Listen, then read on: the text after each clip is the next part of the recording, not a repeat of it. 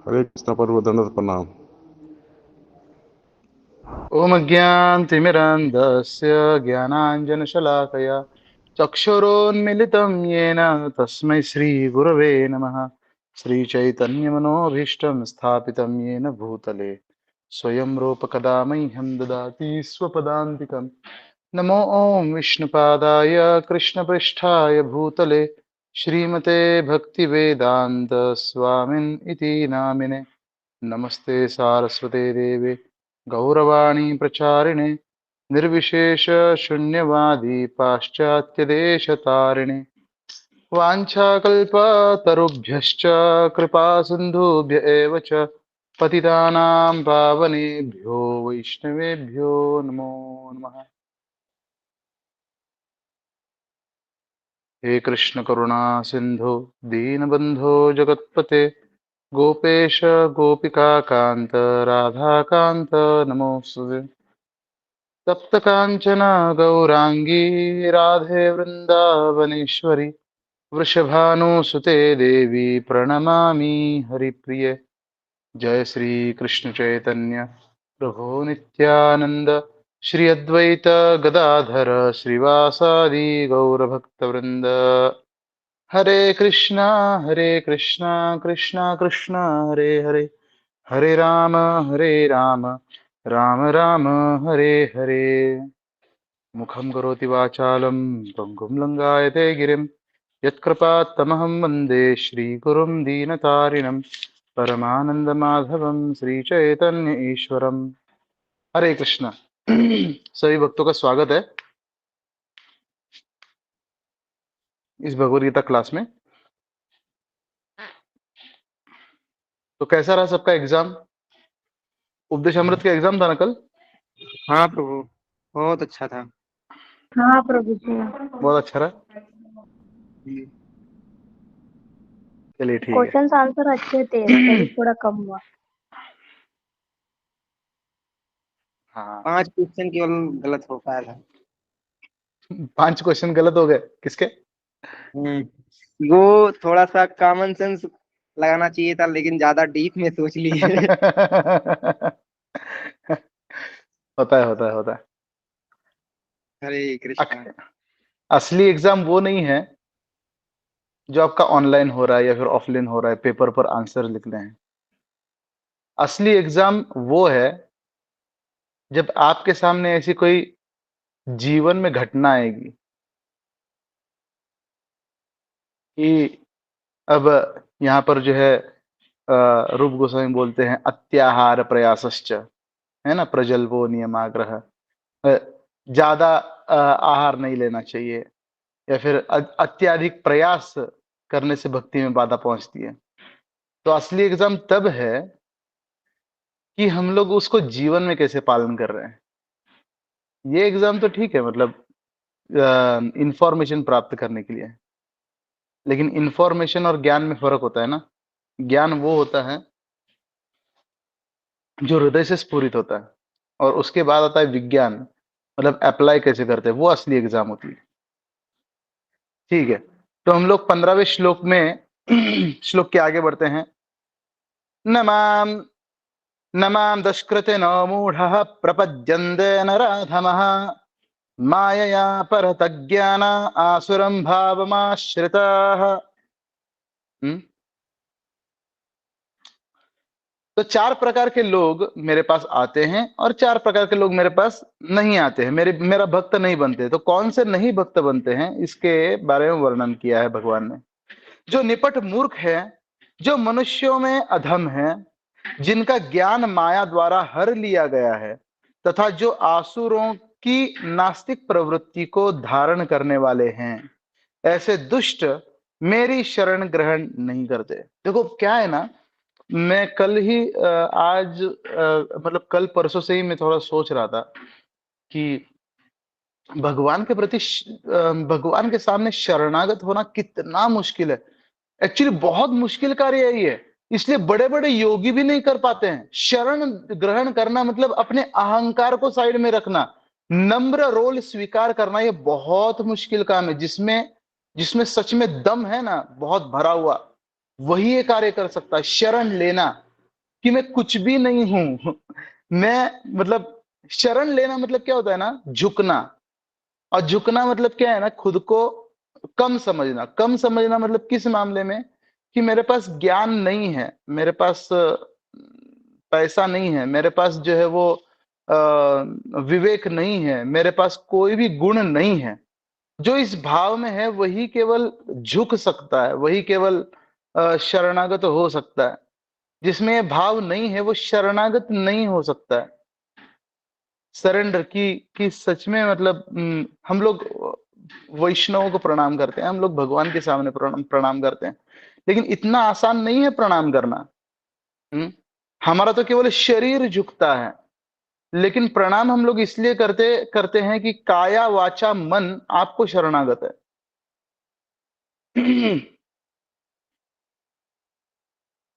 हम लोग तो मतलब हमारा शरीर तो झुक जाता है, शरीर तो जो है वो शरणागत हो जाता है, लेकिन अहंकार खड़ा का खड़ा ही रह जाता है।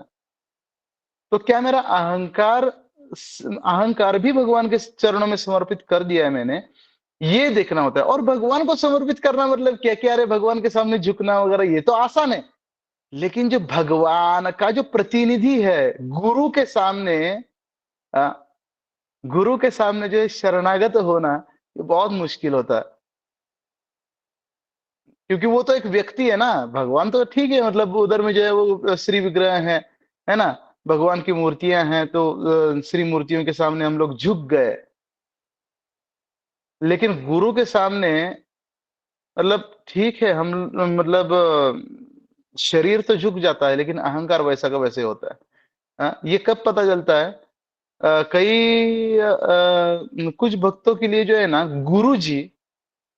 गुरुदेव तभी तक अच्छे हैं जब तक वो हमें डांटे नहीं। जब डांटना शुरू कर देते हैं ना, तब गुरुदेव अच्छे नहीं लगने लगते हैं। बोले प्रभु जी को तो समझ में ही नहीं आता, महाराज महाराज जी को तो मतलब ठीक है, मेरा भाव समझ में नहीं आया, लेकिन ओ हाँ, मेरा जो मतलब आंतरिक जो भाव है वो प्रभु जी समझ नहीं पाए शायद। हम्म। तो ये जो अहंकार है ना, वो एक्सेप्ट नहीं करने देता है, एक्सेप्ट नहीं करने देता है कि गुरुदेव मेरे से ज्यादा इंटेलिजेंट है। इसलिए शरण ग्रहण करना, ये बहुत शरण ग्रहण करना मतलब अपनी गलती को स्वीकार करना। सुधारने की इच्छा, मुझ में सुधार हो ये इच्छा रखना। हम्म मुझ में सुधार हो ये इच्छा रखने से पहले ये जान लेना बहुत आवश्यक है कि मैं बिगड़ा हुआ हूं। जब तक ये जान नहीं लेंगे कि मैं बिगड़ा हुआ हूं, ये स्वीकार ही नहीं करेंगे कि मैं बिगड़ा हुआ हूं, तब तक शरण ग्रहण करके क्या फायदा, या फिर मतलब शरण तो ग्रहण ही नहीं कर रहे हैं। हम्म?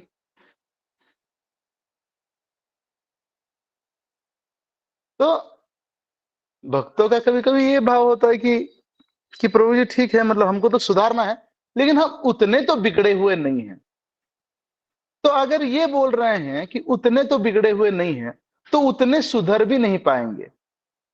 जितना हद तक भक्त अपने आप को बिगड़ा हुआ समझता है, हाँ, उतना हद तक वो प्रगति कर पाता है ना। जो भिखारी होता है ना, वो भिखारी क्या करता है, हाँ, भिखारी जो भीख मांगने के लिए जाता है ना, आ रहा है ना, भिखारी जो है वो भीख मांगने के लिए जाता है। लेकिन कोई अगर घमंडी भिखारी मतलब कभी भी भिखारी को आप घमंड में नहीं देखेंगे कि दे दीजिए, मतलब दे रहे हैं कि नहीं, नहीं दे रहे हैं क्या, जाओ जरूरत नहीं, ऐसा थोड़ी ना होता है। नहीं, भिखारी जो एकदम अपने आप को दीनहीन समझ कि मेरे पास कुछ भी नहीं है ना। अगर आप वृंदावन में जाएंगे तो उधर में जो माताएं लोग वगैरह रहती हैं, बोले दे दे दे दे, है ना। जो बच्चे वगैरह आते हैं, बाबा दे दे बाबा, बाबा दे दे, तो ऐसा करके आते हैं।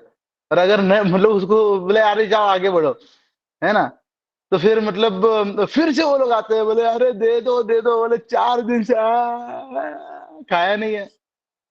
ऐसा कुछ करते हो। तो जितना दीनहीन वो अपने आप को प्रकट करता है, उतना ही भिक्षा लेने की उसकी संभावना बढ़ जाती है, भिक्षा मिलने की उसकी संभावना बढ़ जाती है।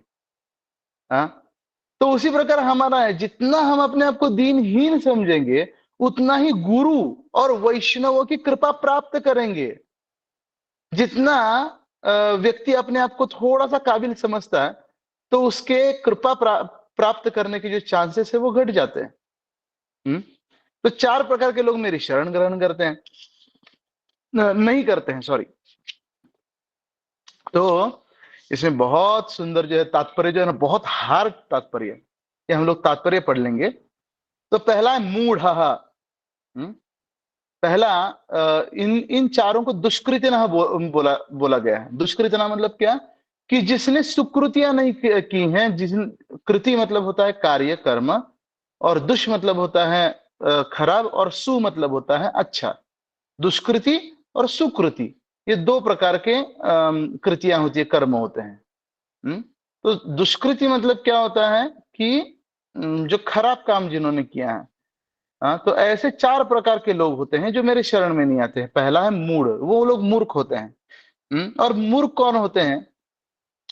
वे जो कठिन श्रम करने वाले भारवाही पशुओं की भांति निपट मूर्ख होते हैं। हाँ, बहुत मूर्ख होते हैं भारवाही पशुओं की भांति। ये लोग केवल मेहनत मेहनत मेहनत, अरे मेहनत ही भगवान है, कर्म ही भगवान है, कर्म ही पूजा है। हाँ, ऐसे लोग बोलते हैं वो लोग। वे अपने श्रम का लाभ स्वयं उठाना चाहते हैं, अतः वे भगवान को उसे अर्पित नहीं करना चाहते हैं। अरे हमने मेहनत की है, मैंने मेहनत की है, तो मैं क्यों किसी को दे दूं? हाँ, और ऐसे लोग जो भिखारियों को बोलते हैं, देखो मेहनत नहीं करते हो ना, इसलिए हम देखो मेहनत का कमाते हैं, फ्री का नहीं खाते हैं। हाँ, ऐसे लोग भिखारियों को वगैरह बोलते हैं। भारवाही पशु का उपयुक्त उदाहरण गधा है। इस पशु से उसका स्वामी अत्यधिक कार्य लेता है। गधा यह नहीं जानता कि वह रात दिन किसके लिए काम कर रहा है। देखो किसके लिए काम कर रहा है वो जानता ही नहीं है। तो उसी प्रकार क्या है ना, ये जो कर्मी होता है, जो मूड जो है, मूड किसको कहा गया है? कर्मियों को, मतलब ज्यादा बहुत जो कर्म करता है, कर्म के ऊपर भगवान से ज्यादा भरोसा रखता है। कर्म करना चाहिए लेकिन किसके लिए? शरीर को मेंटेन करने के लिए। और शरीर किसके लिए? भगवान की भक्ति करने के लिए। मेंटेनेंस, अगर हमने गाड़ी खरीदा तो मेंटेनेंस के ऊपर कितना समय देते हैं? 20% समय देते हैं मैक्सिमम। 80% समय हम लोग गाड़ी का इस्तेमाल करने के लिए करते हैं। अगर 80% समय जो है मेंटेनेंस करने के लिए और 20% समय अगर इस्तेमाल करने के लिए अगर कोई कर रहा है तो वो तो मूर्ख हो गया ना। वो तो मूड हो गया। तो ये लोग जो है वो शरीर मेंटेन करने के लिए 80% समय देते हैं, 90% समय देते हैं, और लास्ट में 10% समय भी अपने भोग में वगैरह देते हैं, उसको इस्तेमाल ही नहीं करती। किसके लिए दिया है? शरीर किसके लिए दिया है? मनुष्य शरीर दिया है भगवत प्राप्ति के लिए। अगर वो चीज नहीं कर रहे हैं तो मेंटेनेंस का क्या लाभ? तो किसके लिए कर रहे हैं वो समझ, मतलब पता नहीं होता है उनको। वह घास से पेट भरकर संतुष्ट रहता है, अपने स्वामी से मार खाने के भय से केवल कुछ घंटे सोता है। और गधी से बार बार लात खाने के भय के बावजूद भी अपनी काम तृप्ति पूरी करता है। केवल किस लिए मेहनत कर रहा है? कि रात में जो है थोड़ा सा जो गधी है, गधी से अपनी काम वासना तृप्त कराने के लिए। कभी कभी गधा कविताएं करता है कभी कभी गधा कविताएं करता है। और दर्शन बघारता है। हाँ? हाँ, हाँ, तो कवि, लेकिन किंतु उसके रेंकने से लोगों की शांति भंग होती है। है ना? ऐसे जो लोग हैं वो कभी कभी जो है दर्शन दर्शन बोलते हैं कि देखो बेटा कर्म ही सब कुछ है, अगर काम नहीं करोगे, और फिर मतलब ऐसे मोटिवेशनल स्पीकर होते हैं, जस्ट डू इट बेटा, जस्ट डू इट। है ना? खुद ही को कर बुलंद, खुद ही को कर बुलंद इतना। आगे का पता नहीं है मुझे लेकिन ऐसे ऐसे कुछ शेरो शायरी वगैरह ये सब करते हैं कि बस। तो ऐसे जो गधे होते हैं वो कभी कभी दर्शन भी बघारते हैं, मतलब जो फिलॉसफी बोलने लगते हैं। लेकिन ऐसे फिलोसोफर से लोगों को केवल उनकी केवल शांति भंग होती है। शांत जो लोग होते हैं उनकी केवल शांति भंग होती है। ऐसी ही दशा उन सकाम कर्मियों की है जो यही नहीं जानती कि वे किसके लिए कर्म करते हैं। देखिए ना, इतना काम करते करते करते करते करते उपदेशामृत में आप लोगों ने पढ़ा होगा, अत्याहार। अत्याहार मतलब बहुत ज्यादा जो परिश्रम करता है, किस लिए कर रहा है वो उसको पता ही नहीं है। बोले कि नहीं, हमारी पीढ़ियां खाएंगी। अरे यार, दादाजी का नाम लोग भूल जाते हैं आजकल। दादाजी का नाम किसी को, अच्छा, अपने अपने दादाजी का नाम किस किस को याद नहीं है? ऐसा है कोई यहाँ पर? नहीं है। परदादा का नाम किसी को याद नहीं है? देखिए, हाँ, अरविंद प्रभु है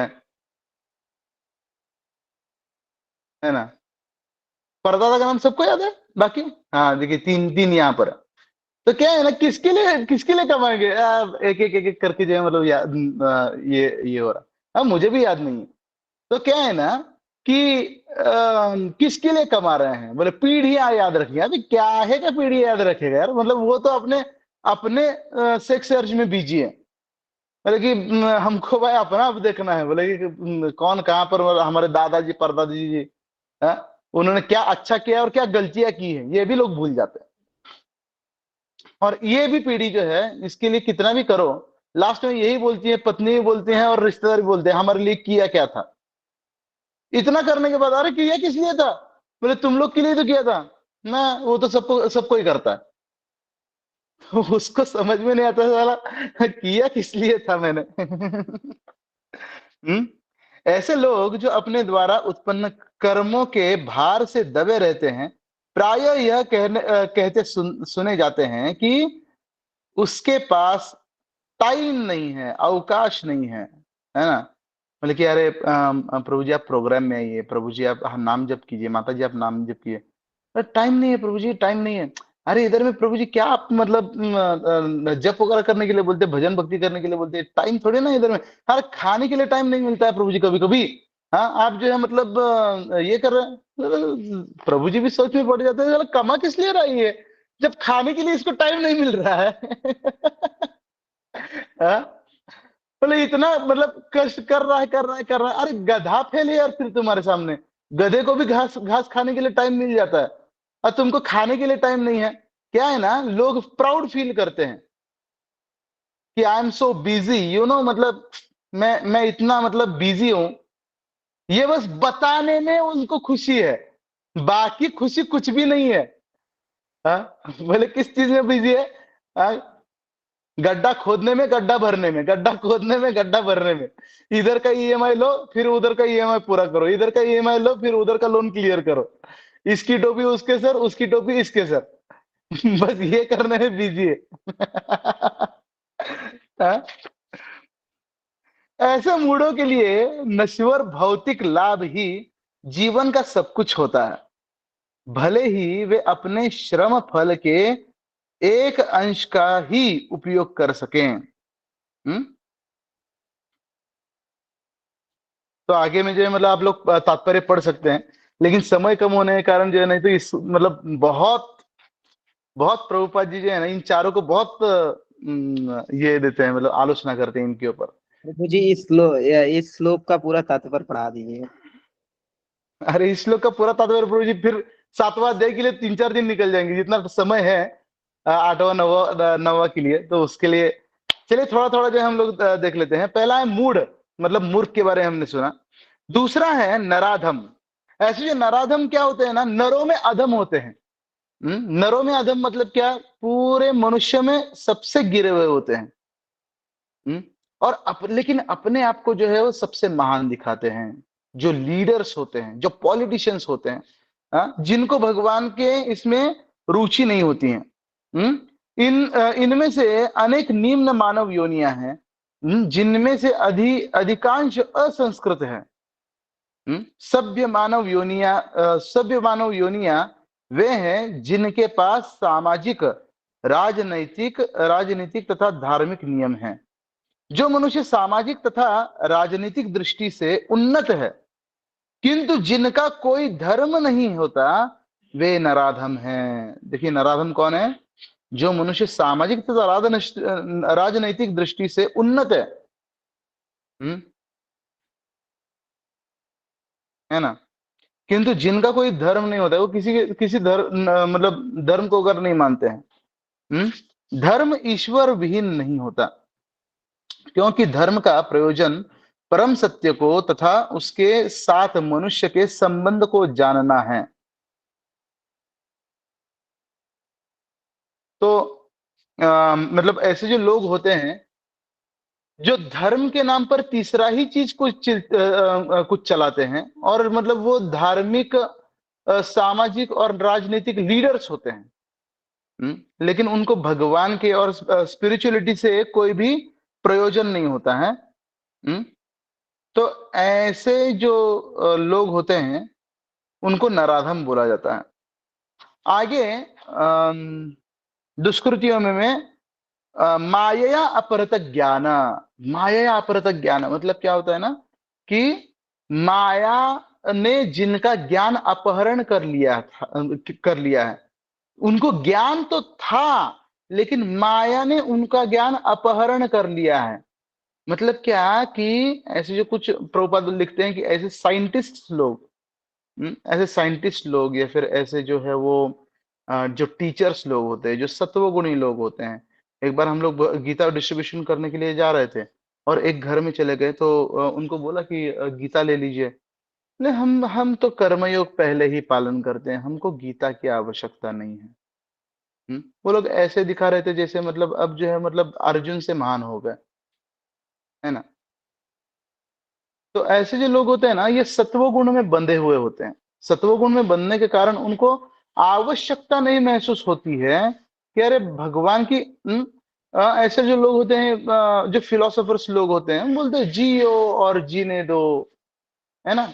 जियो और जीने दो, और फिर किसी को तकलीफ मत दो, नियम वगैरह अच्छे से नियम कानून से रहो, सुखी रहो, तंदुरुस्त रहो, हे ईश्वरा सर्वांना चांगली बुद्धी दे, आरोग्य दे, सर्वांचं भलं कर, कल्याण कर आणि सर्वांचं काय कर? रक्षण कर, आणि तुझे लास्ट में आणि तुझे गोड नाम मुखात अखंड राहू दे। लेकिन तो परमेश्वर कौन है? वो परमेश्वर कौन है वो पता ही नहीं है। उसका नाम, मीठा नाम क्या है? वो पता ही नहीं है। मतलब जो नाम ले लो, है ना? मेरे सामने एक बाल्टी रखी हुई है, उस परमेश्वर को बाल्टी का नाम दे दो, बाल्टी बाल्टी बाल्टी बाल्टी करते रहो, मीठा नाम है वो। उस परमेश्वर के बारे में कुछ पता मतलब बताया ही नहीं। तो ऐसे जो लोग होते हैं ना, जो जियो और जीने दो, तो प्रॉपर एग्जाम्पल देते हैं कि जैसे ये होता है ना, जो ट्रैफिक सिग्नल पर क्या होता है ना, कि कोई अगर व्यक्ति ट्रैफिक के सिग्नल सारे मतलब ट्रैफिक के नियम सारे पालन कर रहा है, लाल लाइट लगने पर रुक जा रहा है, हरी लाइट लगने पर जो है वो सीधे चले जा रहा है ना? सब कुछ अच्छे से पालन कर रहा है।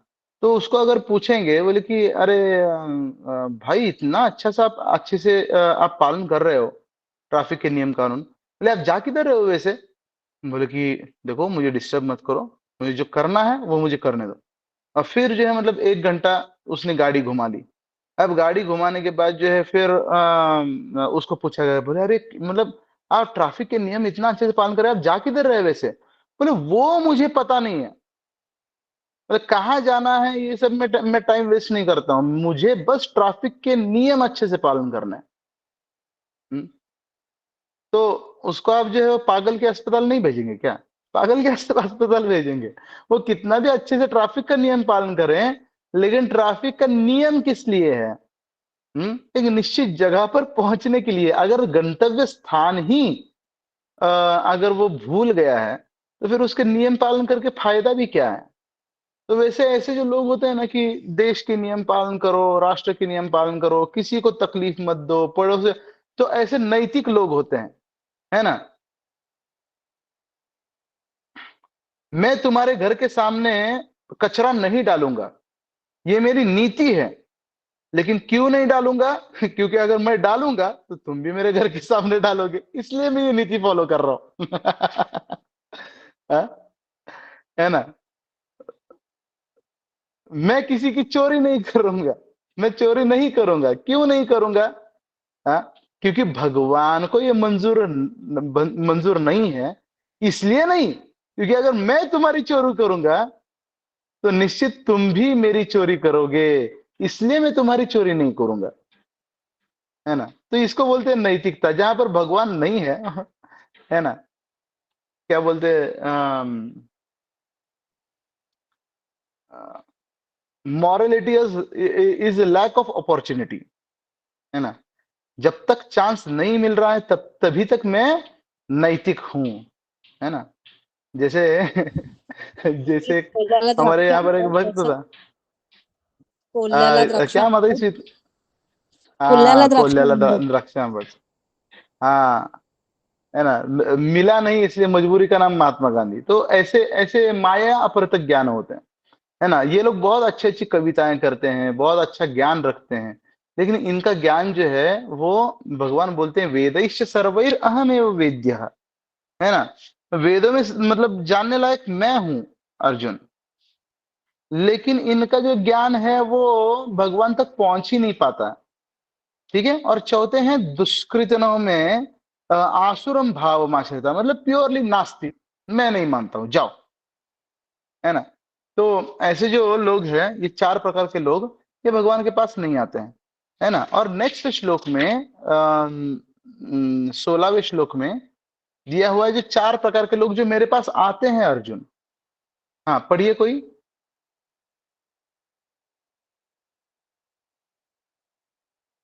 शिल्पा माता जी आप पढ़िए।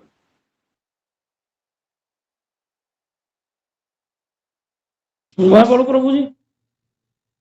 अच्छा, वाहन प्रभु पढ़ लीजिए, चलिए।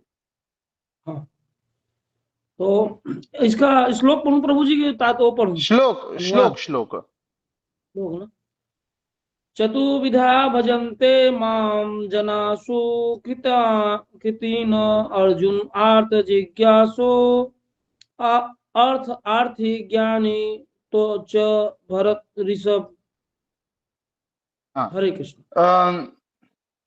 चतुर्विधा भजन्ते माम जनाः सुकृतिनोऽर्जुन आर्तो जिज्ञासु अर्थार्थी ज्ञानी च भरतर्षभ। चार प्रकार के लोग कौन से मेरे शरण में आते हैं? तो आर्त, आर्त मतलब जो पीड़ित है। दूसरा है जिज्ञासु। आर्त मतलब होता है कि जो पीड़ित है और भगवान से सपोर्ट मांगने के लिए आया कि हे भगवान, जैसे इसका उदाहरण है गजेंद्र।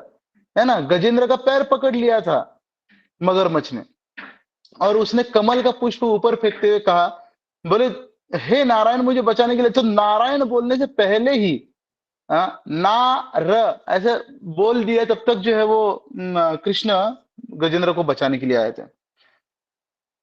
तो आर्त, जिज्ञासु। है ना? जिज्ञासु के जो जिज्ञासु मतलब, अरे किसी ने अगर तिलक देख लिया, या फिर किसी ने धोती कुर्ता वगैरह देख लिया हमारा, और कोई हरे कृष्ण चैंटिंग करके करते हुए अगर किसी भक्त को देख लिया किसी ने, तो पूछने के लिए आता है कि ये आप क्या कर रहे हैं, मतलब ये आप क्या होता है ये सब कुछ। ऐसे जो व्यक्ति हैं, ये लोग भगवान की भक्ति करने आते हैं। और फिर अगला है अर्थार्थी। अर्थार्थी मतलब जो अर्थ के लिए आता है। और चौथा है ज्ञानी। ठीक है? चौथा है ज्ञानी। तो भक्ति जो है वो चार लेवल पर की जाती है। कौन सी लेवल पर? एक डर के मारे की गई भक्ति, उससे ऊपर होती है एक लोभ से की गई भक्ति, उससे ऊपर होती है जो कर्तव्य से की गई भक्ति, और सबसे ऊपर होती है प्रेम से की गई भक्ति। डर के मारे की गई भक्ति मतलब कि अरे नरक में मुझे जाना पड़ेगा इसलिए कर रहा हूं मैं भक्ति। है ना? या फिर मेरे जीवन में ये सारे संकट है, अगर नहीं भक्ति करूंगा तो ये दूर नहीं जा पाएंगे, इसलिए की गई भक्ति। झूठ बोले कौवा काटे, काले कौवे से डरियो, वो गाना था ना, और डर के मारे नियम पालन करना। उससे ऊपर होता है उससे ऊपर होता है लोभ से की गई भक्ति। ओम जय जगदी सुख संपत्ति घर आवे, कष्ट मिटे तन का, तभी हम बोलेंगे ओम जय जगदीश हरे, नहीं तो नहीं बोलेंगे, है ना। तो ये जो है वो अर्थार्थी, मतलब लोभ से की गई भक्ति। तिरुपति बालाजी में वगैरह भी किस लिए, तो लोभ से करने वाले जो भक्त है उनके लिए भी भगवान अवतार लेते हैं। तिरुपति बालाजी बोले ठीक है यार, मेरे से बिजनेस ही करना है ना, एक ना एक दिन तो जो तुम है तुम निस्वार्थ भक्ति तक पहुंच ही जाओगे, लेकिन कम से कम ठीक है, अभी कुछ कर नहीं सकते हैं। तो अर्थार्थी मतलब लोभ से की गई भक्ति। और उसके ऊपर होता है कर्तव्य से की गई भक्ति, है ना, कि भगवान हमको इतने इतने सब कुछ दे ही रहे हैं, मैं क्यों उनको धन्यवाद नहीं दूं, मैं क्यों उनको थैंक यू नहीं बोलूं, मैं थैंक यू बोलने के लिए भक्ति कर रहा हूं।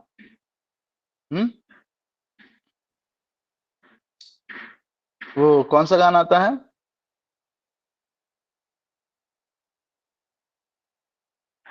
ये समझो और समझाओ, थोड़ी में मौज मनाओ, दाल रोटी खाओ, प्रभु के गुण गाओ, वो वाला गाना आता है ना।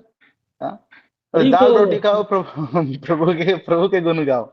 तो थैंक यू बोलने के लिए। और सबसे ऊपर होता है प्रेम से की गई भक्ति, जो भगवान को सबसे सबसे प्रिय है। उसमें निस्वार्थ भावना होती है ना। सबसे ऊंची प्रेम सगाई, सबसे ऊंची प्रेम सगाई, प्रेम के वश अर्जुन रथ हाक्यो, प्रेम के वश अर्जुन रथ हाक्यो, भूल गए ठकुराई, सबसे ऊंची प्रेम सगाई, सबसे ऊंची प्रेम सगाई, झूठे फल शबरी के खाए, झूठे फल शबरी के खाए, बहुविध प्रीत जगाई, सबसे ऊंची प्रेम सगाई, सबसे ऊंची प्रेम सगाई। तो वो वाला जो प्रेम सबसे टॉप मोस्ट जो भक्त होता है, वो प्रेम वाला भक्त होता है। तो ऐसे जो 4 प्रकार के भक्त यहाँ पर, इनको सुकृत्य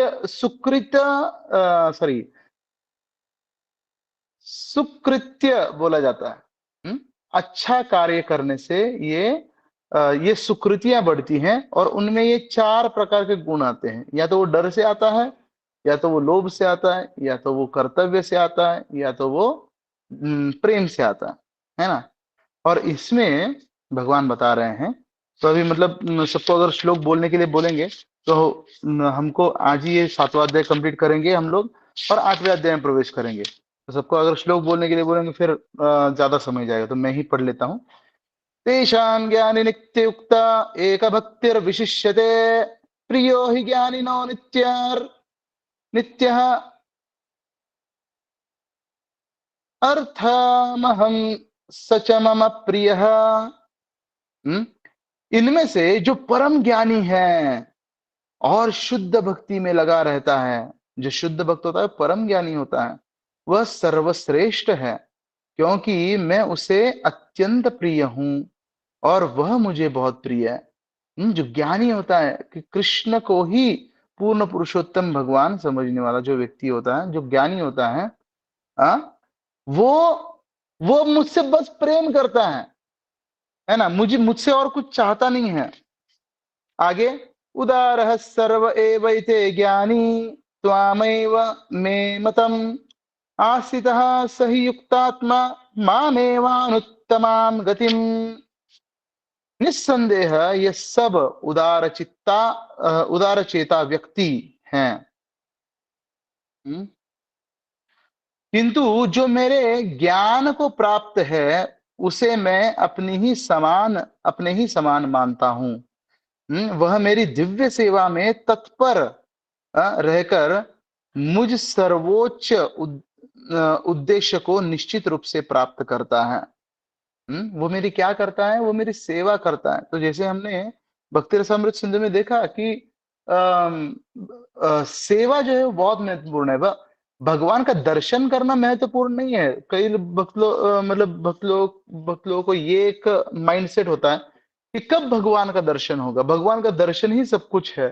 भगवान का दर्शन सर्वोच्च है, लेकिन दर्शन सर्वोच्च नहीं है। दर्शन तो कंस ने भी किया था। दर्शन तो रावण ने भी किया था, हिरण्यकशिपु ने भी किया था। क्या क्या हुआ? दुर्योधन ने भी किया था। लेकिन भगवान की जो सेवा है वो सर्वोच्च है। इसलिए भक्ति सिद्धांत सरस्वती ठाकुर बोला करते थे, प्रभुपाद जी के गुरुदेव, कि भगवान को देखने का प्रयास मत करो, भगवान का दर्शन करने का प्रयास मत करो, ऐसी सेवा करो कि भगवान खुद देखने के लिए आ जाए कि कौन ऐसा मेरा भक्त है जो मेरी इतनी अच्छी से सेवा कर रहा है, जो मेरी इतनी सेवा कर रहा है ना। अगर मान लीजिए कि आपके लिए रोज कोई खाना बना रहा है, रोज कोई खाना बना रहा है, रोज कोई खाना बना रहा है, और मतलब खाना बना के गायब हो रहा है, खाना बना के गायब हो रहा है। और आप एक जो है मतलब बहुत अमीर व्यक्ति हैं, या फिर मतलब आप एक जो है मतलब बहुत अमीर या फिर बड़े राजा वगैरह हैं, और रोज खाना बना के छोड़ रहा है, तो लोग राजा को देखने के लिए बहुत मतलब राजा से मिलने के लिए बहुत परिश्रम करते हैं, बहुत खटाटोप करते हैं। लेकिन वो जो राजा है वो क्या सोचेगा कि यार इतना अच्छा खाना कौन बना रहा है मुझे रोज, मेरे लिए रोज। और राजा जो है उससे मिलने के लिए मतलब आतुर होगा। लोग राजा से मिलने के लिए आतुर होंगे, लेकिन अगर जो राजा की सेवा करके सेवा कर रहा है और निकल जा रहा है, राजा से मिलने नहीं खोज रहा है, तो राजा उससे मिलने के लिए आतुर होगा। राइट? तो उसी प्रकार जो है ना, जो सेवक होता है, वो स्टोरी आती है ना, किसी ने हनुमान जी को बोला कि जानते हैं हनुमान जी कि भगवान राम के पास एक डायरी है। मतलब कौन सी डायरी है? जिसमें उनके सेवकों के नाम, मतलब जिसमें उनके भक्तों के नाम है। बोले अच्छा, मैं भी वो डायरी देखना चाहूंगा। तो भगवान राम सोए हुए थे, तो भगवान राम को हनुमान जी ने बोला कि बोले भगवान, ये डायरी क्या चीज है, मैं देख सकता हूँ क्या? बोले हाँ, देख सकते हो। हनुमान जी ने डायरी देखी, बोले मेरा नाम कौन से नंबर पर है? तो 1 2 3 3 4 मतलब पूरा डायरी खोज निकल, लेकिन उनका नाम कहीं पर था ही नहीं। तो ना हनुमान जी नाराज हो गए, बोले भगवान मैं आपका भक्त नहीं हूँ क्या? मेरा नाम मतलब है ही नहीं। बोले अच्छा, अपना नाम खोज रहे हो क्या? हनुमान बोले हाँ, मेरा नाम खोज रहा हूँ। बोले अच्छा, बताता हूँ। तो भगवान राम ने जो है अपने एक मतलब सीक्रेट अपना पैकेट से वगैरह अंदर से एक डायरी निकाली, छोटी सी डायरी थी।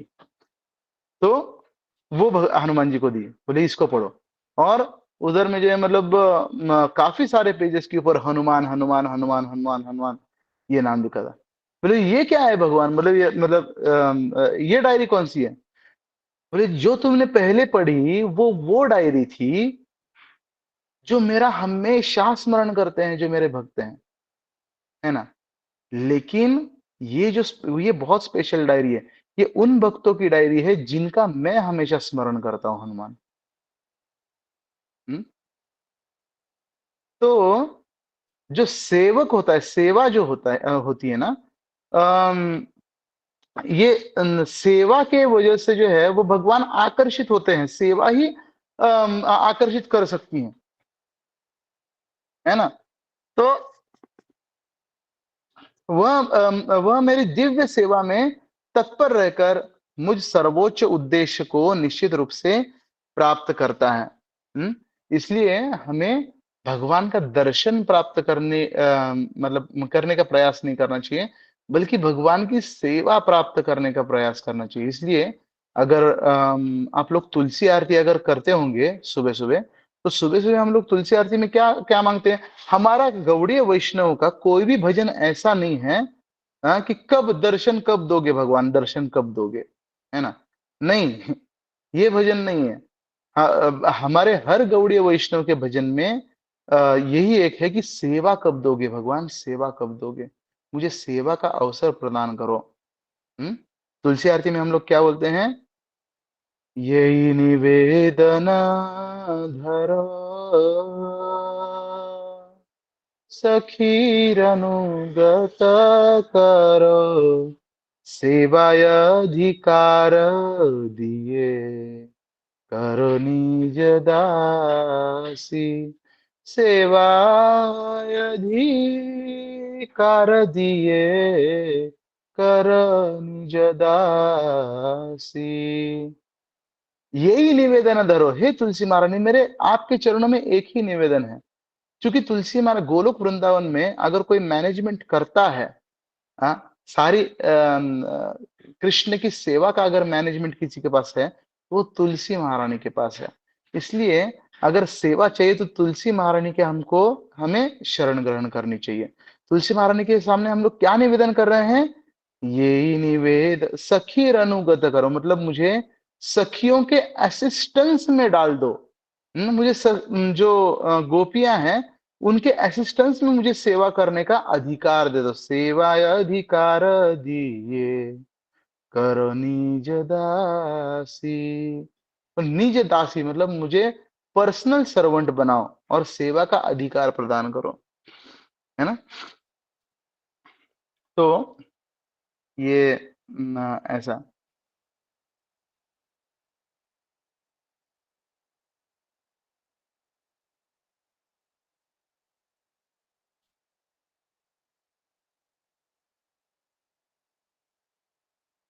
बहुनां जन्मनामन्ते ज्ञानवाम्नां प्रपद्यते, वासुदेवं सर्वमिति स महात्मा सुदुर्लभः। अनेक जन्म जन्मांतर के बाद जिसे समुचित ज्ञान होता है, जो ज्ञानी होता है, जो वेद वगैरह ये सब अध्ययन करता है, वह मुझको समस्त कारणों का कारण जानकर मेरी शरण में आता है। ऐसा महात्मा अत्यंत दुर्लभ होता है। काम ऐसे अब जो है मेरे एक अन्य वर्ग है जो मेरी शरण में नहीं आता है, और वो कौन है? काम हित ज्ञान प्रपद्यन्ते अन्यदेवताः तम तम नियममास्थाय प्रकृत्या नियतः स्वया। जिनकी बुद्धि भौतिक इच्छाओं द्वारा मारी गई है, वे देवताओं की शरण में जाते हैं और वे अपने अपने स्वभाव के अनुसार पूजा के विशेष विधि विधानों का पालन करते हैं।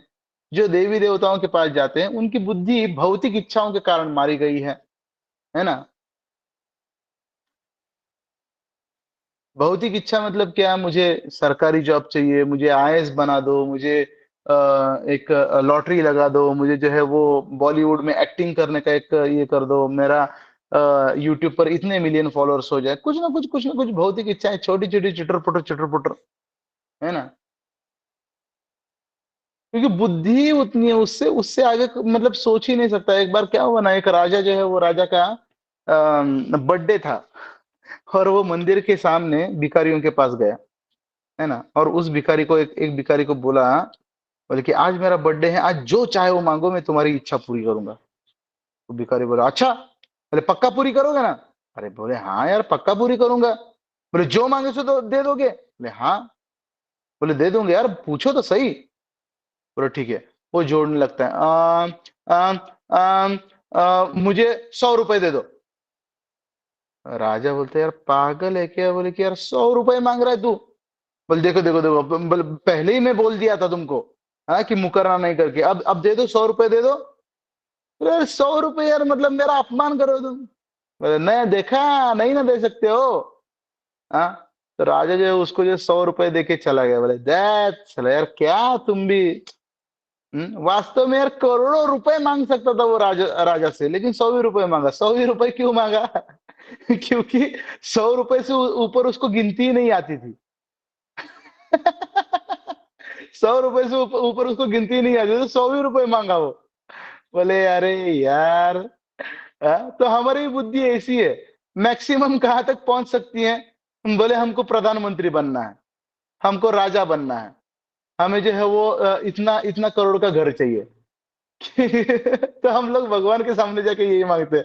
भगवान भी बोलते परेशान हो जाते, यार क्या कितना छोटा बुद्धि वाला आदमी है ये, है ना?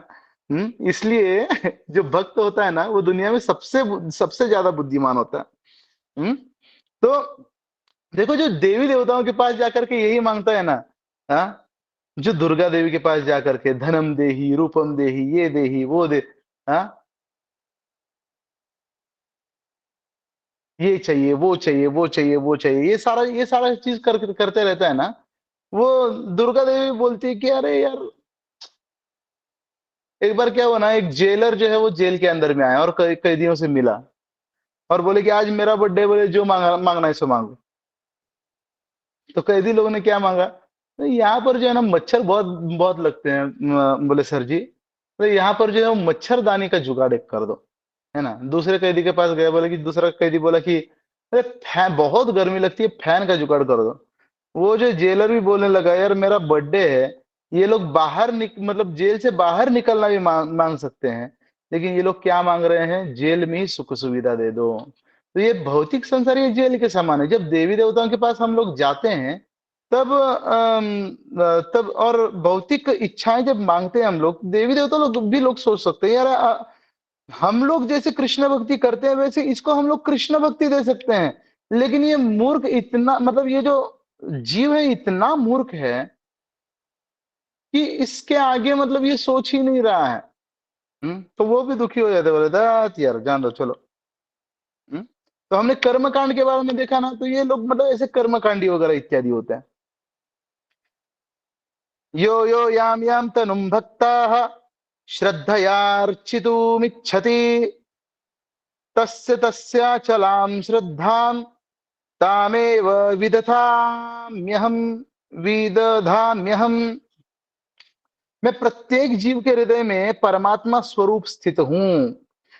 जैसे ही कोई किसी देवता की पूजा करने की इच्छा करता है, मैं उसकी श्रद्धा को स्थिर करता हूं, जिससे वह उसी विशेष देवता की भक्ति कर सके।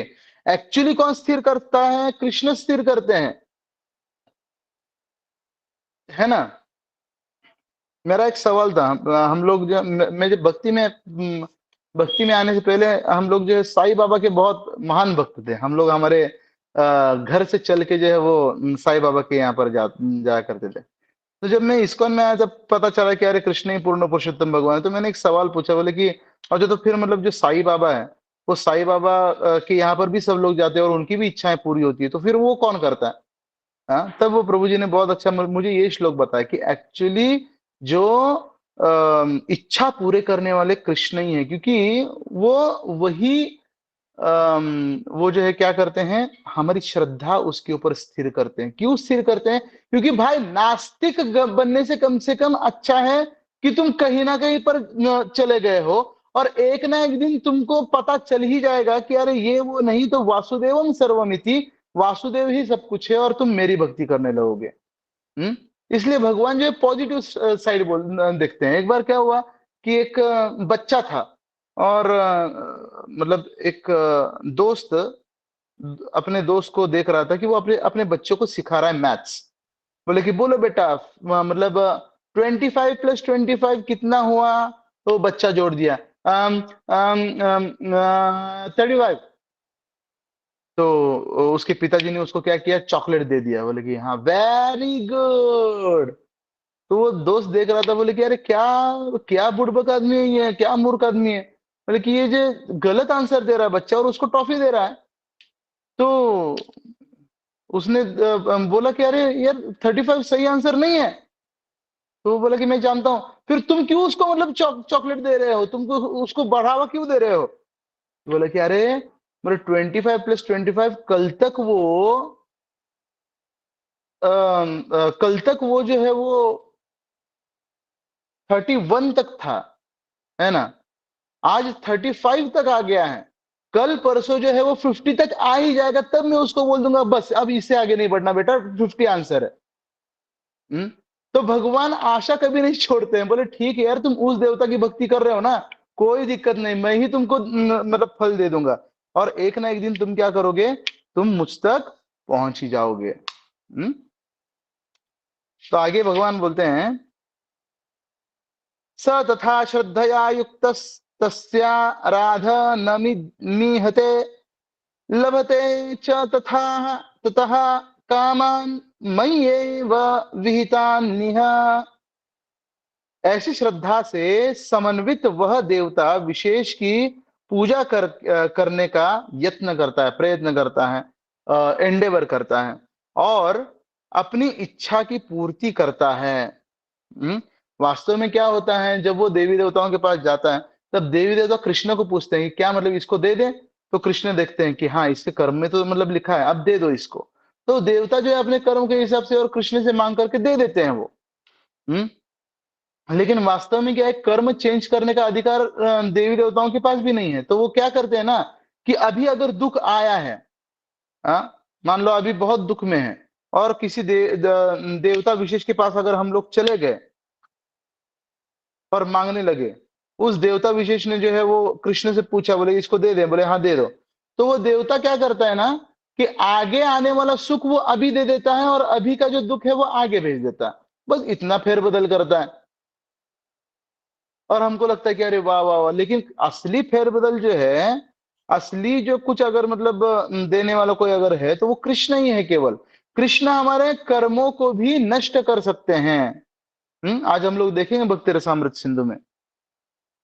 किंतु वास्तविकता तो यह है कि ये सारे लाभ केवल मेरे द्वारा प्रदत्त है। ठीक है, अंतवंतु फलम तेषां तद्भवत्या अल्पमेधसाम देवान देवयजो यान्ति मद्भक्तान यान्ति मापि। अल्प बुद्धि वाले व्यक्ति देवताओं की पूजा करते हैं अर्जुन, और उन्हें प्राप्त होने वाले फल सीमित तथा क्षणिक होते। अल्प बुद्धि वाले, बहुत ही कम बुद्धि वाले। एक्चुअली कम बुद्धि वाले लोग क्यों बोला गया है, क्योंकि हमने देखा क्योंकि उनकी जो बुद्धि है कहां तक पहुंचती है, जन्म मृत्यु के चक्र से बाहर निकलने तक उनकी बुद्धि पहुंचती ही नहीं है। हाँ, केवल भौतिक इच्छाओं तक पहुंचती है। तो क्या देवी देवताओं की भक्ति करना गलत है क्या? नहीं, देवी देवताओं की पूजा करना गलत नहीं है, लेकिन उस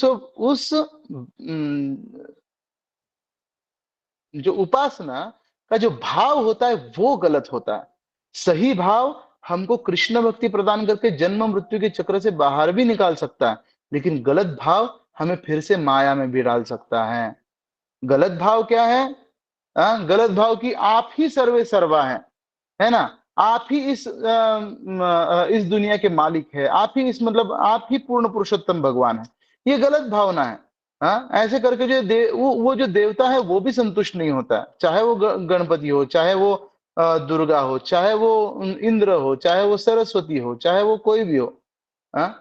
मान लीजिए कांस्टेबल है, कांस्टेबल के साथ में एसपी खड़ा हुआ है, उसका मतलब बहुत सीनियर ऑफिसर खड़ा हुआ है, और कांस्टेबल के सामने जाके आप बोलते हैं कि अरे आप ही तो मतलब इस जिला के माए बाप है साहब, आप ही तो मतलब सब कुछ संभालते हैं, आप ही है, आप ही सब कुछ है, और उस एसपी को जो है मतलब उतना वैल्यू नहीं दे रहे हो, या फिर कांस्टेबल के ही लेवल पर खड़ा कर रहे हो, तो कांस्टेबल भी नाराज हो गया, अरे पागल है क्या, मेरे साहब इधर में खड़े हैं। बोले यार उनके सामने कम से कम ऐसा मत बोल है ना, उस साहब को भी नहीं अच्छा लगता है, वो कांस्टेबल को भी नहीं अच्छा लगता है। तो उसी प्रकार क्या है ना, जो देवी देवता है ये सारी पोस्ट हैं, और इन पोस्ट के जो पोस्ट है, जो होम मिनिस्टर है, फिर इलेक्ट्रिसिटी डिपार्टमेंट वाला है ना, फाइनेंस मिनिस्टर है, लक्ष्मी देवी फाइनेंस मिनिस्टर, या कुबेर है फाइनेंस मिनिस्टर, है ना,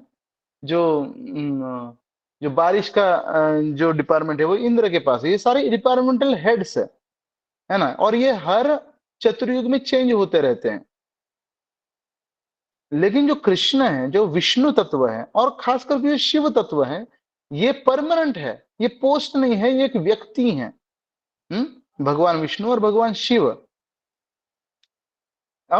तो इसलिए, और भगवान शिव का अगर कोई भक्ति करता है निस्वार्थ भाव से, तो भगवान शिव उसे बहुत ही एक विलक्षण, बहुत एकदम यूनिक गिफ्ट देते हैं। और वो गिफ्ट क्या होता है? वो भगवान विष्णु की भक्ति होती है। वो जब सदाशिव लोक में चला जाता है, तब सदाशिव अनादि काल से जो है भगवान मतलब भागवत कथा वहां पर चर्चा कर रहे हैं पार्वती माता के साथ। तो वहां पर जाके वो बैठ जाता है और वहां पर वो भक्त बनता है और आगे में वैकुंठ धाम पहुंच जाता है ना। तो अम, हमारी भावना क्या होती है ना, वो देवता के ऊपर श्रद्धा रखते हैं और पूरा मतलब यही सर्वे सर्वा ऐसा, तो ये भावना जो है गलत है। लेकिन हम अगर देवताओं के पास जाएंगे और मतलब जनरली क्या होता है ना कि हाँ, सोमवार जो है वो शिव जी का वार है, मंगलवार दुर्गा देवी का वार है, बुधवार जो है वो और किसी का वार है ना, गुरुवार जो है पांडुरंग दत्तात्रेय को। का वार है। हाँ, पांडुरंग भी आता है उसमें है ना।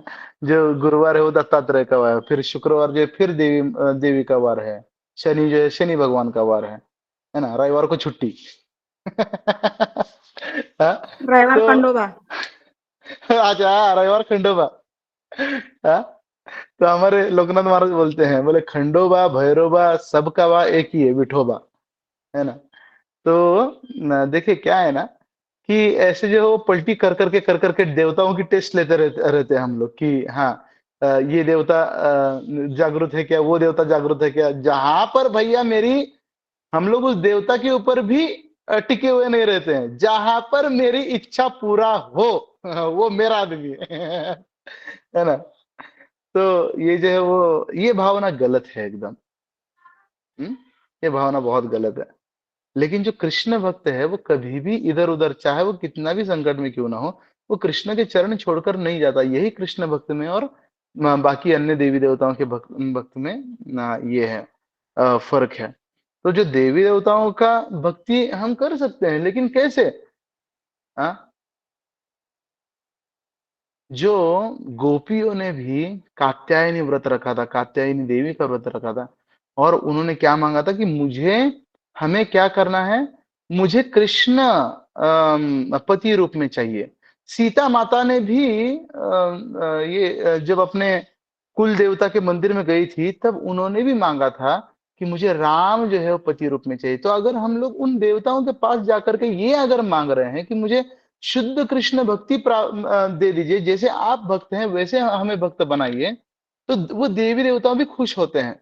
इवन कि कुल देवता भी, जब हम लोग इस संसार में आते हैं तो हमारा क्या होता है, हमारी जो जिम्मेदारी, एक जिस कुल में हमने जन्म लिया है उस कुल के एक कुल देवता को दी जाती है ना।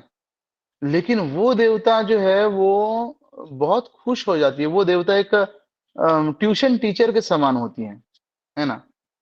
लेकिन भगवान राधा और कृष्णा हमारे माता पिता के समान है। हम लोग माता पिता का बात नहीं सुनते, इसलिए रोमांडोम वाली टीचर के अंडर में हमको रख देते हैं।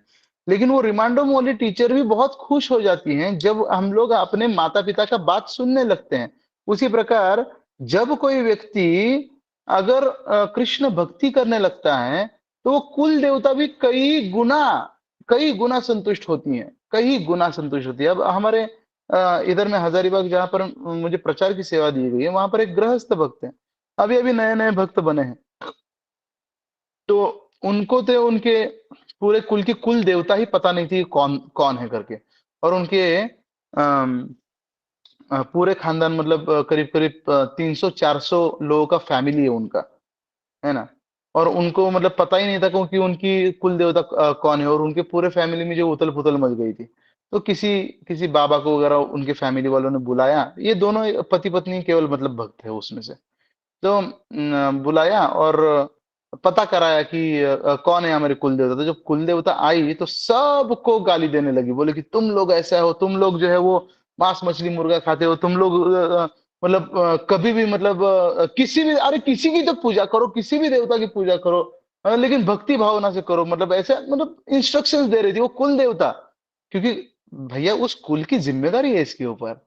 हाँ, लेकिन जब इस फैमिली के ऊपर मतलब जब देखी तो बहुत पूरे 400 लोगों में से ये दोनों पति पत्नी के ऊपर इतना संतुष्ट हुई, बोले तुम दोनों की वजह से जो है मैं इस पूरे फैमिली को मतलब अभी तक कुछ नहीं की हूं, नहीं तो इस पूरे फैमिली का के ऊपर इतना गुस्सा आ रहा है मुझे कि मैं अभी इस फैमिली का नाश कर दूं, लेकिन तुम लोग चूंकि कृष्ण भक्त बन गए हो इसलिए मतलब मैं इन लोग को छोड़ दे रही हूँ।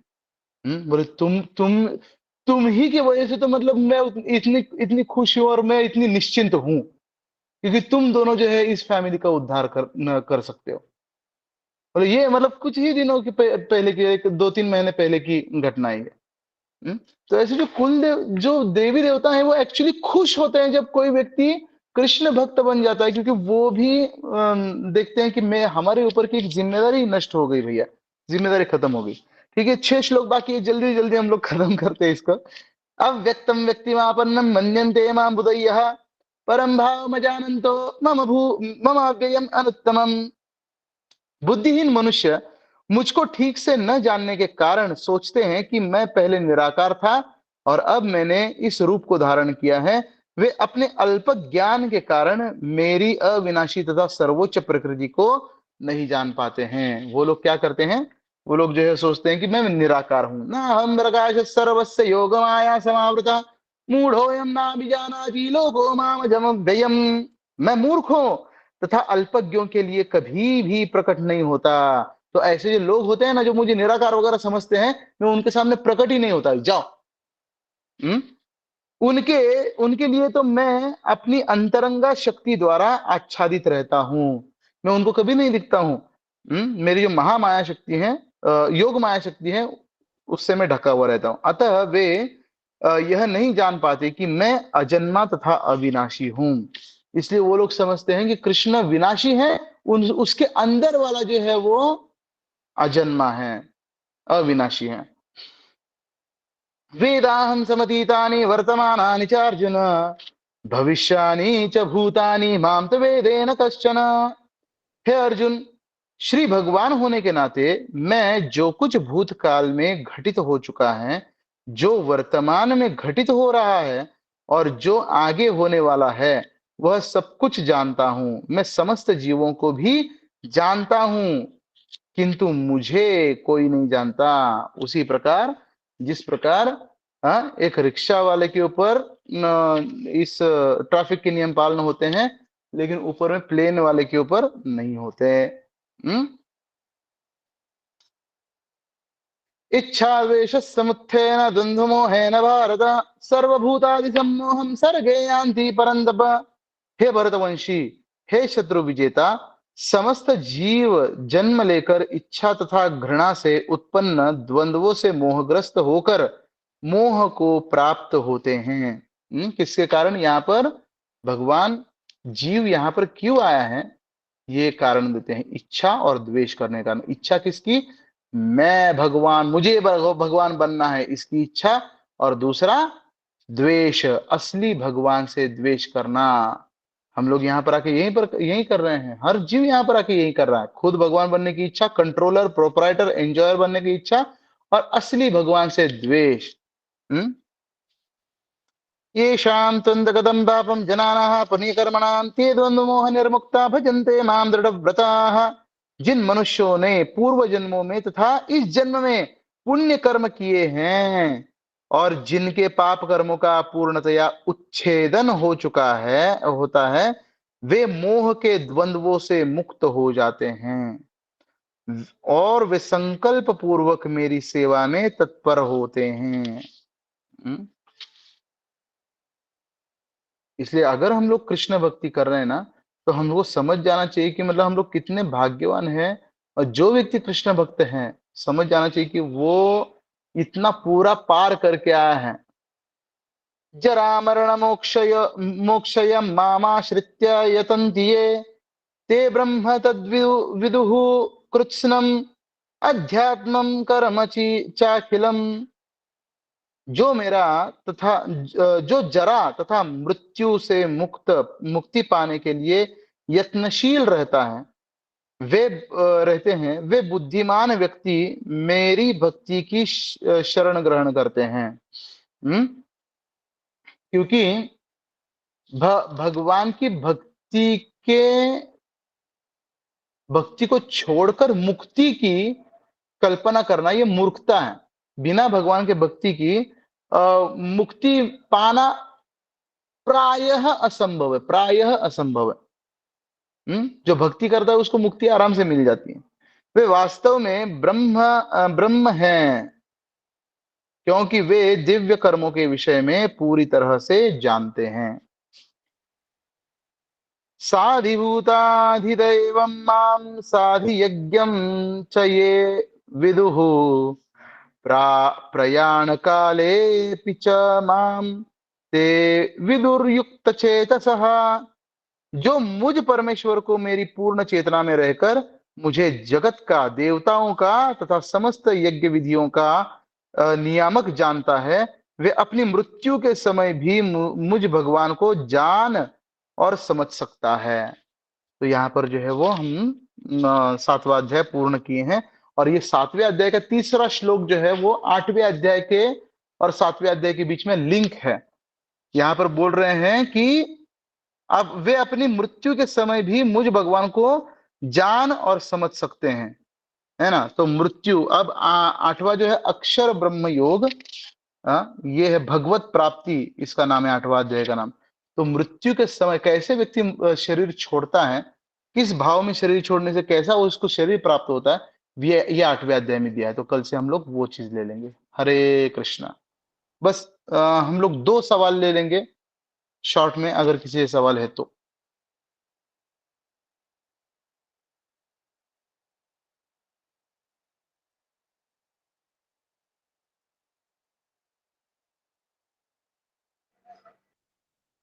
हाँ, एम से क्या है? हाँ, मौसमी माता जी।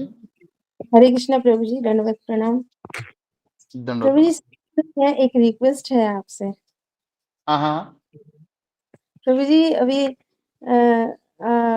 डेली अगर वैष्णव भजन एक हम लोग को सिखाएंगे तो अच्छा होगा। आप गाएंगे तो हम लोग भी सीख पाएंगे कुछ। डेली वैष्णव भजन, ठीक है ठीक है। हम लोग कृपा करके। अरे क्या, एक एक घंटा में वो मतलब पूरा सिलेबस ज्यादा है माता जी। चले ठीक है, हम लोग ट्राई करेंगे। वैष्णव भजन। हाँ ठीक है ठीक है। ये हम लोग भक्ति रसामृत सिंधु के लास्ट में हम लोग गा लेंगे, ठीक है। प्रभु जी बहुत बहुत धन्यवाद। हाँ, आकाश प्रभु। हरे कृष्णा प्रभु जी। आज हाँ मतलब बहुत ही मतलब कि फास्ट हो गया, मतलब थोड़ा मतलब कि आधा हाँ, तो फास्ट। ऊपर, थोड़ा मतलब आधा कि ज्यादा आधा मतलब ऊपर से समझ चला में। गया क्या? हाँ, बहुत सारा मतलब कि बहुत स्पीड से हो गया मतलब। मतलब कि प्रभु जी आपको क्या समझ में नहीं आया, आप बताइए मेरे को। नहीं नहीं, मतलब एक परकोट मतलब कंप्लीट होने से मतलब कि तब तक हम मतलब पीछे पीछे आ रहे हैं ना, मतलब कि थोड़ा मतलब कि स्लोली ही कीजिए मतलब। हाँ ठीक है। वो ये प्रभु 7वां अध्याय थोड़ा सा मतलब क्या है ना, सार रूप में मैंने पहले ही बता दिया था। जो योग का लैडर है ना, कर्म योग, ध्यान योग, ज्ञान योग वगैरह, ये सार रूप में पहले ही बता दिया था। अब केवल मतलब वो श्लोक ये करने थे हम लोग को। जैसे क्या है कि निराकार ब्रह्म के बारे में, अम, निराकार ब्रह्म के बारे में यहाँ पर दिया है ना हम प्रकाश, ये 24वें श्लोक में 24, 25 और 26वें श्लोक में निराकार ब्रह्म के बारे में दिया है। तो निराकार ब्रह्म के बारे में हमने चर्चा कर ली थी, तो इसलिए मतलब ज्यादा एक्सप्लेन करने की आवश्यकता नहीं पड़ी। ऐसा नहीं ठीक है। मतलब अरविंद प्रभु। हरे कृष्ण प्रभु जी। इस हरे सातवें कृष्ण। अध्याय 7वें अध्याय में जो ये भक्ति योग के बारे में चर्चा की जा रही है, इसमें हम्म भक्ति योग में कुछ स्टेजेस हैं, कुछ स्टेप्स हैं, जैसे कर्म हम्म मिश्र भक्ति, निष्काम मिश्र हम्म भक्ति योग। तो इसके बारे में हम्म चर्चा जो है या तो आज की क्लास में कर दीजिए या तो कल की क्लास में कर दीजिएगा। ठीक है प्रभु जी, हम लोग कल के क्लास में कर लेंगे ये चर्चा। जो ठीक है भैया। जो निष्काम कर्म भक्ति, आप क्या बोले? जैसे भक्ति जैसे हम योगा लैडर पढ़ते हैं ना, वही योगा हम्म लैडर सेम रिपीट होता है भक्ति योग में, जो इससे बिल्कुल अलग होता है। तो वही कह रहे थे कि उसके बारे में चर्चा जो है थोड़ा सा करेंगे तो और अच्छा समझ में आएगा। चलिए ठीक है, हम लोग इसके बारे में कल चर्चा कर लेंगे, ठीक है। ठीक है हाँ, गुरु जी। माधुरी माता जी। हाँ, हरे कृष्ण प्रभु जी। पर जो इच्छा और द्वेष, इसके ऊपर थोड़ा प्रकाश डालिए ना, क्योंकि यानी आप कितना ही किया तो इच्छा और द्वेष तो जाने जाने जा ही नहीं सकते। और एक रिक्वेस्ट माता जी ऐसी थी कि एक श्लोक सिखाएंगे और अर्थ और उसका स्पष्टीकरण करेंगे तो ज्यादा अच्छा रहेगा, ये इतना पूरा एक साथ करने से अच्छा। चलिए ठीक है माता जी, ठीक है, हम लोग जो है वो 8वां अध्याय ऐसे ही कर लेंगे, ठीक है।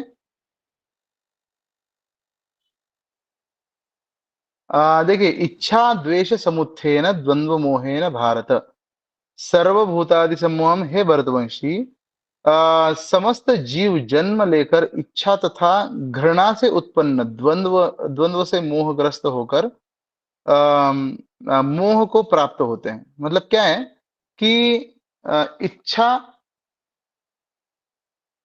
भगवत धाम से जब जब जीव यहाँ पर आता है, तो भक्ति रसामृत सिंधु में हमने हमने देखा था ना कि कैसे आता है। भगवान माया जो है वो 2 प्रकार से कार्य करती है, आवरणात्मिका और प्रक्षेपात्मिका या फिर विक्षेपात्मिका। तो आवरणात्मिका माया मतलब होता है कि सबसे पहले तो मतलब हमारी असली आइडेंटिटी माया जो है वो भुला देती है, और दूसरा प्रक्षेपात्मिका मतलब जो है वो नया एक आइडेंटिटी दे देती है।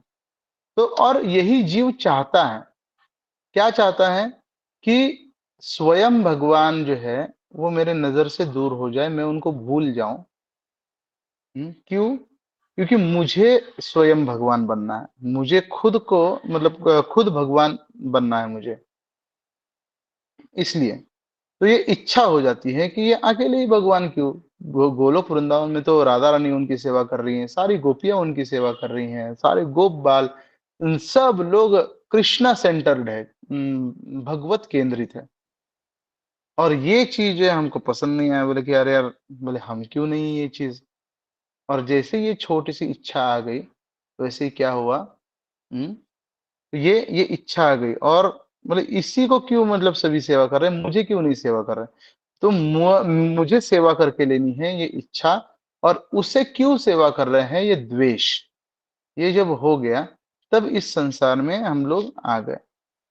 और इच्छा और द्वेष मिटाने के लिए माता जी, सबसे पहले अहंकार को मतलब मिटाना होगा, जो भौतिक अहंकार है उसको मिटाना होगा हमें।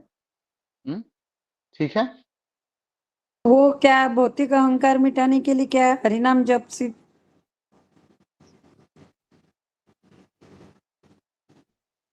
भौतिक अहंकार मिटाने के लिए माता जी, जो भी हम लोग कर रहे हैं सेवा, वो दास भावना में सेवा करनी होगी। जब कृष्ण के शरण में जब जाते हैं, जब भगवान के शरण में जाते हैं, और बहुत ही विनम्रता पूर्वक जब हम लोग सेवाएं करते हैं, तब ये भौतिक अहंकार मिट जाता है, जब मिनियल सर्विसेज करते हैं। इसलिए जब आश्रम में हम लोग जाते हैं, तो गुरु के अंडर में सेवा करनी चाहिए माता जी। जब तक सेवा नहीं करेंगे, तब तक ये द्वेष और जो इच्छा है, भौतिक इच्छा, ये मिटेगी नहीं। आश्रम में जब हम लोग आते हैं, तो हम लोग को अलग अलग प्रकार की सेवाएं दी जाती हैं। किसी को फूल का हार बनाने की सेवा दी जाती है, बर्तन घिसने की सेवा दी जाती है, टॉयलेट क्लीनिंग करने की सेवा दी जाती है ना। अम, किसी को जो झाड़ू मारने की सेवा दी जाती है, चाहे वो कितना भी डॉक्टर, इंजीनियर, या फिर कितना भी अपने आप में कितना भी उच्च घराने का हो, उसको ये सेवाएं दी जाती है ताकि उसका हृदय शुद्धिकरण हो। जब ये सेवाएं वो व्यक्ति करता है, तब उसको हरि नाम में मन लगने लगता है।